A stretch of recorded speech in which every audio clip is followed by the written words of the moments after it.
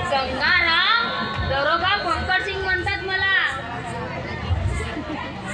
मेरी जहाँ भी बचनी होती है ना वहाँ डाकू चौक गांव छोड़कर भागते।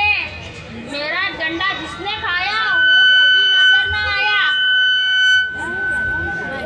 हो साहेब, चांगले केले तुम्ही। तुमची आंधळगाव ठाण्यातून बदली झाली का? मी पुष्कळ काही ऐकलं या खाटी गावाबद्दल, पण नाही सर्वांना रस्त्यावर आणलं ना तर नावाचा पंकज सिंग नाही। पुरा गाव बिघडून गेला जी साहेब। पण याच्या चुगल्या सांगतील, त्याच्या चुगल्या सांगतील, दुकानात माणसं बसतील। ठीक है गंगाराम, अब कर दूंगा सबका जीना हराम।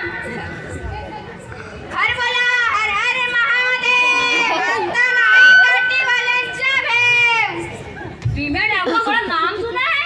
पता चला है वो आजू बाजू के जंगलों में है, कभी सालेबोटी के जंगल में, कभी पांडराबोड़ी के जंगल में। सरकार ने उसको गिरफ्तार करना है। सरकार ने उसके ऊपर 10 लाख का इनाम रखा है। हो जी साहेब, खरी गोष्ट आहे।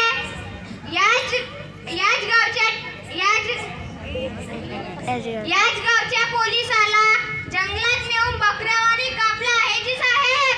मोठा भेव लागते जी साहेब। डरने का नहीं, अब पंकज सिंह आया है, साले की मार मार के चमड़े निकाल डालूंगा।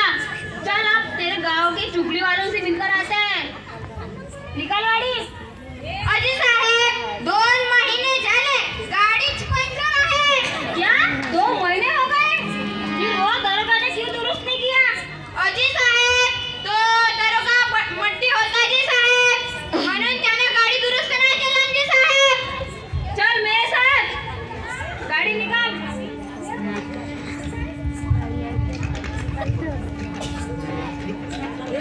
Courtesy.